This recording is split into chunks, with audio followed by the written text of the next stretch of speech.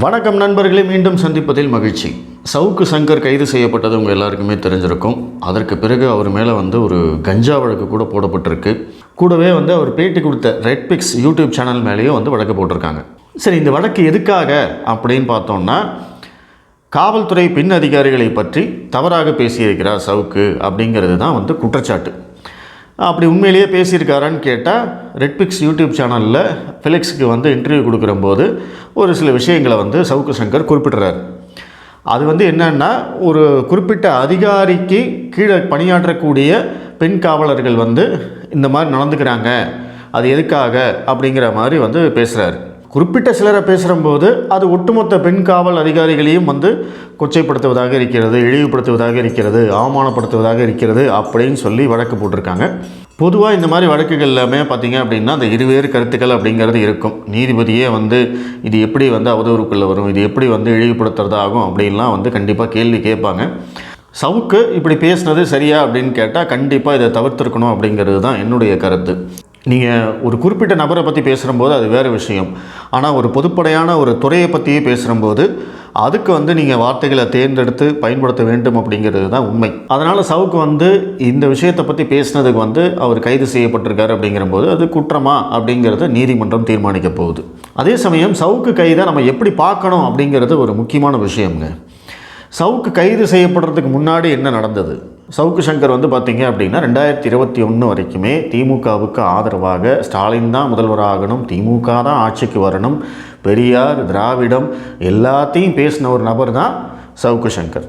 திமுக ஆட்சிக்கு வந்ததுக்கப்புறமா கொஞ்சம் கொஞ்சமாக அவருடைய ஸ்டாண்ட் மாறுது. ஏன்னா திமுக ஆட்சியில் நடக்கிற தவறுகள் எல்லாமே அவர் சுட்டிக்காட்ட ஆரம்பிக்கிறாரு. ப்ளஸ் முதல்வருடைய இன்கேப்பபிலிட்டி, ப்ளஸ் திமுக குடும்பத்துக்குள்ளே இருக்கக்கூடிய வாரிசு அரசியல், ப்ளஸ் திமுக குடும்பத்துக்குள்ளே இருக்கக்கூடிய பவர் சென்டர்ஸ், இது எல்லாத்தையும் தொடர்ச்சியாக சுட்டிக்காட்டுறது யார் அப்படின்னா சவுக்கு சங்கர் தான். ஸோ பொதுவாகவே சவுக்கு சங்கர் என்ன பண்ணுவார் அப்படின்னா, யார் ஆளுங்கட்சியோ அவங்கள எதிர்த்து தான் பேசுவார். ஏன்னா அதுதான் அவருக்கு வசதி, அதுதான் அவரை ஹீரோவாக காட்டும். ஸோ எப்பவுமே அப்படி தான் புரிஞ்சுக்கணும். அவர் அன்றைக்கி அதிமுகவை எதிர்த்ததுக்கு காரணமும், இன்றைக்கி திமுகவை அப்போஸ் பண்ணுறதுக்கான காரணமும் என்ன அப்படின்னு கேட்டிங்கன்னா, அந்த இடத்துல சவுக்கு சங்கர் தன்னை ஹீரோவாக வெளிப்படுத்திக்க நினைக்கிறாரு. அவரை ஹீரோவாக காட்டணும் அப்படின்னா யாரை வில்லனாக காட்டணும், யார் ஆளுங்கட்சியாக இருக்காங்களோ அவங்கள தான் வில்லனாக காட்டணும், அவங்களுடைய தவறுகளை தான் சுட்டி காட்டணும். அதைத்தான் சவுக்கு சங்கரும் பண்ணுறாரு. அதற்கு பிறகு என்ன ஆகுது?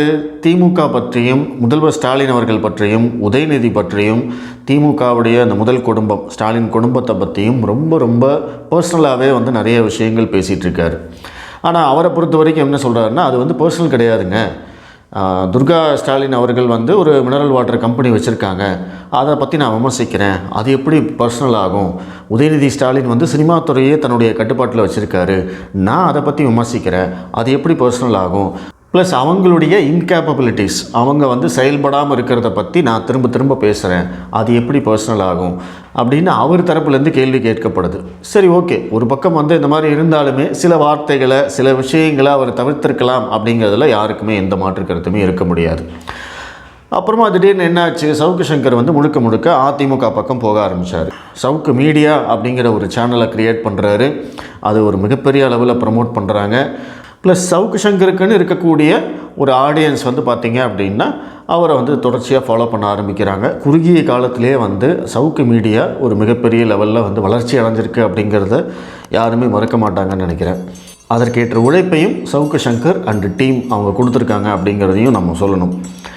ஸோ அதிமுக பக்கம் போன சவுக்கு சங்கரை பற்றி நிறைய பேர் அதிகபட்சமாக விமர்சனம் பண்ண ஆரம்பித்தாங்க. ஸோ இவர் காசுக்காக அங்கே போயிட்டார், சவுக்கு மீடியாவை ஆரம்பித்து வச்சதே அதிமுக தான், அவங்க தான் ஸ்பான்சர் பண்ணுறாங்க, இல்லைன்னா சவுக்குக்கு எப்படி இவ்வளோ காசு வந்தது, இவ்வளோ பெரிய ஆஃபீஸை வாடகைக்கு எடுக்கணும், இத்தனை பேரை வேலைக்கு வைக்கணும், இத்தனை எக்யூப்மெண்ட்ஸ் வேணும், இவ்வளோ மீடியாவை ரன் பண்ணுறோம் அப்படின்னா சாதாரண விஷயமா, இப்படின்லாம் நிறைய கேள்விகள் இருந்தது.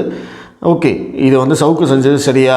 அது அதிமுகன்னு இல்லை, யாரோ ஒருத்தர்கிட்ட ஃபண்டு கலெக்ட் பண்ணி ஒரு மீடியாவை அவர் ஆரம்பிச்சிருக்காரு அப்படிங்கிறபோது அவர் செய்தது சரியான்னு கேட்டால் என்னை பொறுத்த வரைக்கும் கண்டிப்பாக சரி தான். இப்போ நான் ஒரு சின்னதாக ஒரு யூடியூப் சேனல் வச்சுருக்கேன். எனக்கு தெரிஞ்சவங்க, என்னை பிடிச்சவங்க, என்னுடைய ஆடியன்ஸ்லேருந்து பிற்காலத்தில் பார்த்திங்கன்னா இவர் நல்லா பண்ணுறாருங்க, இவருக்கு நம்ம எதாவது ஹெல்ப் பண்ணுவோன்னு எத்தனையோ பேர் வரலாம்.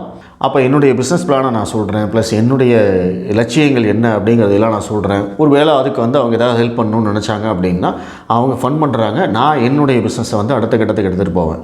ஸோ இதை வந்து எல்லாரும் பண்ணுறது தான். அப்படி இருக்கிற போது சவுக்கு சங்கர் பண்ணால் மட்டும் கொலக்குத்த மாதிரி பேசுகிறதுங்கிறது வந்து ரொம்ப ரொம்ப தவறான விஷயம். அதே மாதிரி அவருடைய அதிமுக ஆதரவு நிலைப்பாடு அப்படிங்கிறதும் வந்து கண்டிப்பாக சர்ச்சைக்குரியது தான். அதை பற்றி விமர்சனம் செஞ்சு தான் ஆகணும். அதற்கு வரக்கூடிய விமர்சனத்தையும் வந்து சவுக்கு சங்கர் ஏற்றுக்கிட்டு தான் ஆகணும். ஏன்னா அவர் வந்து தன்னை ஒரு நடுநிலையாளராக காட்டிக்கொண்டார். இப்போ வந்து திமுகவுக்கு ஆதரவுன்னு சொன்னாலுமே ஏற்கனவே திமுகவையும் எதிர்த்திருக்காரு, அதிமுகவையும் எதிர்த்திருக்காரு, பாஜகவையும் விமர்சனம் பண்ணுறாரு. அப்படிங்கிற போது அவர் அந்த இடத்துலையே இருந்துட்டு இந்த சவுக்கு மீடியாலாம் நடத்திகிட்டே இருந்தார் அப்படின்னா இன்றைக்கி யாருக்குமே பிரச்சனை இல்லை. ஆனால் அவர் அங்கிருந்து நகர்ந்து அதிமுக பக்கம் ஒதுங்கினதுக்கப்புறமா என்ன ஆகுது, திமுகவை கடுமையாக விமர்சிக்கிறார். அப்போ திமுக ஆதரவாளர்களையும் வந்து அவர் இழக்கிறாரு. அதே சமயம் பாஜகவையும் வந்து மிக தரக்குறைவாக விமர்சிக்கிறார். மோடியை விமர்சிக்கிறாங்க. அண்ணாமலையை வந்து பார்த்திங்க அப்படின்னா வேணும்னே வந்து ஒரு பொருட்டாகவே கருதாமல் தொடர்ச்சியாக வந்து அவரை வந்து ரொம்ப தாழ்த்தி விமர்சனம் செய்கிறது வந்து சவுக்கு சங்கர் தான். சவுக்கு சங்கர் வந்து திமுகவை எதிர்க்கிறாரு. ஸோ அப்போ வந்து தார்மீகமாக நம்ம அவருக்கு வந்து ஆதரவு கொடுப்போம் அப்படின்னு சொல்லி சவுக்கு சங்கருக்கு ஆதரவாக இருந்த பல பாஜகவினர் அண்ணாமலை பற்றின விமர்சனம் அதிகமானதுனால அவங்க சவுக்கு சங்கர்கிட்டருந்து விலகிட்டாங்க. அதே மாதிரி தான் நாம் தமிழர் கட்சியும். சவுக்கு சங்கர் சிறையிலேருந்து வந்ததுக்கப்புறமா சீமானை போய் பார்த்தாரு. சீமான் கூட வந்து ஒரு ப்ரெஸ் மீட் கூட கொடுத்தாரு. அவர் வந்து தேர்தல் நின்னா நான் வந்து எதிரில் வேட்பாளரை நிறுத்த மாட்டேன் அப்படின்லாம் வந்து சீமான் சொன்னார். அந்தளவுக்கு சீமான் வந்து சவுக்கு சங்கருக்கு ஆதரவாக இருந்தார். அதே மாதிரி நாம் தமிழர் கட்சியை சேர்ந்த அந்த தம்பிகளும் வந்து பார்த்திங்க அப்படின்னா சவுக்கு சங்கருக்கு ஆதரவாக இருந்தாங்க. அப்படி இருக்கிறபோது இப்போ சமீபத்தில் வந்து சீமானுடைய நாம் தமிழர் கட்சியுடைய சின்னம் வந்து பறிபோனது போது சவுக்கு சங்கருடைய ரியாக்ஷன் வந்து பார்த்திங்க அப்படின்னா ரொம்ப ரொம்ப அதிகமாக இருந்தது. நாம் தமிழர் கட்சியை வந்து கேவலப்படுத்துகிற மாதிரியும் சீமானை வந்து இழிவுபடுத்துகிற மாதிரியும் இவங்களுக்கெல்லாம் வந்து எதுக்கு கட்சி அப்படிங்கிற அளவுக்கு ரொம்ப தரக்குறைவாக விமர்சனம் பண்ணார். ஸோ அந்த ரீசன்னால் என்ன ஆச்சு, நாம் தமிழர் கட்சி ஆதரவாளர்களும் வந்து பார்த்திங்க அப்படின்னா சவுக்கு சங்கரை விட்டு விலகிட்டாங்க. அதற்கு பிறகு இந்த தேர்தல் நெருங்க அதிமுகவுடைய ஆதரவு நிலைப்பாடு பார்த்திங்க அப்படின்னா சவுக்கு மீடியாவை வந்து ஒரு அதிமுக ஆதரவு சேனலாக வந்து மாற்றிட்டாங்க. ஸோ இது எல்லாமே நடந்ததுனால இன்றைக்கி சவுக்கு சங்கருடைய அந்த கைது நடவடிக்கை அப்படிங்கிறது வந்து மிகப்பெரிய அளவில் பேசப்படலை அப்படிங்கிறதும் உண்மை. தெரியுங்க, அவர் எப்படி இருந்தாலும் கைது பண்ணுவாங்க அப்படிங்கிறது எங்களுக்கும் தெரியுங்க அப்படிங்கிறது தான் வந்து நம்ம எல்லாருடைய ஒரு பார்வையாகவும் இருக்குது. ஸோ இதில் சவுக்கு சங்கரை கைது பண்ணது சரியா அப்படின்னு கேட்டிங்க அப்படின்னா சவுக்கு சங்கர் அந்த இன்டர்வியூவில் பேசினது சரியா தப்பா அப்படிங்கிறத நீதிமன்றம் தீர்மானிக்கும். இந்த திமுக அரசாங்கம் என்ன செய்கிறாங்க, முதல்ல வந்து சவுக்கு மீடியாவில் சவுக்கை சுற்றி இருக்கக்கூடிய மற்ற நபர்களை வந்து குறிவைக்கிறாங்க. யாரெல்லாம் சவுக்கு சங்கருக்கு ஆதரவாக இருக்காங்களோ அவங்களையெல்லாம் வந்து ஏதோ ஒரு வழக்கில் வந்து தூக்கிட்டே இருக்காங்க. ஃபஸ்ட்டு வந்து அந்த கார்த்திக்கு, அதுக்கப்புறம் வந்து பார்த்திங்கன்னா அந்த கிருஷ்ணகிரியில் ஒரு பையன், அப்புறம் லியோ வந்து போலீஸ் தேடுது அப்படிங்கிற ஒரு இது. ஸோ இதெல்லாம் நடந்த உடனே என்னாச்சு, அங்கே இருக்கிற அந்த எடிட்டர் இன் சீஃப் முத்தலீஃப் அவர் என்ன பண்ணுறாரு, நான் வந்து வேலையை ரிசைன் பண்ணுறேன் அப்படின்னு சொல்லி எழுதி கொடுத்துட்டாரு. ஸோ அப்போ மிச்சம் இருக்கிறது சவுக்கு மட்டும்தான்.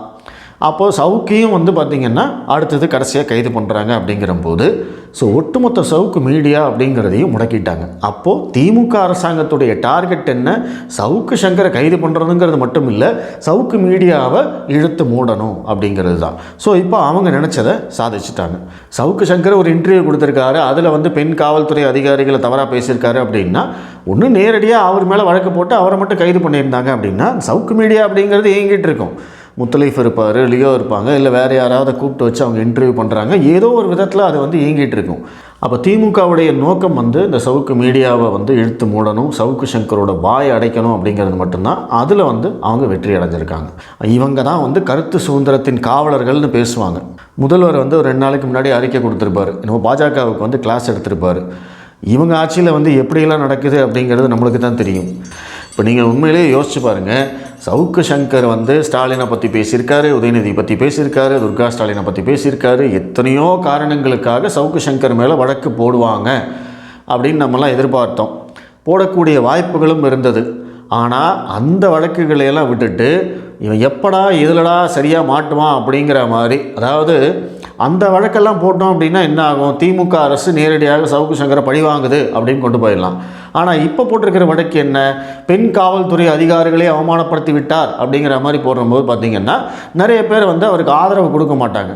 ஸோ இந்த மாதிரி வந்து பிளான் பண்ணி தான் இன்றைக்கி சவுக்கு சங்கரை திமுக வந்து கைது பண்ணியிருக்காங்க.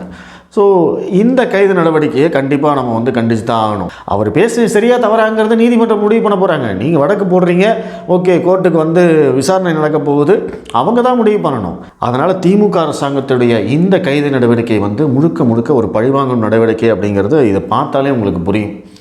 ஒட்டு மொத்தமாக சவுக்கு மீடியாவை க்ளோஸ் பண்ணணும், ப்ளஸ் சவுக்கு சங்கரை வந்து வாயை மூடணும். இப்போ அந்த கஞ்சா கேஸ் வேறு போட்டிருக்காங்க, அதனால் வந்து அநேகமாக ஒரு குண்டர் சட்டம் போடுறதுக்கான வாய்ப்புகளும் இருக்குதுன்னு சொல்கிறாங்க. அப்படி போட்டார்னா கிட்டத்தட்ட 1 வருஷம் அவர் வந்து வெளியில் வரவே முடியாது.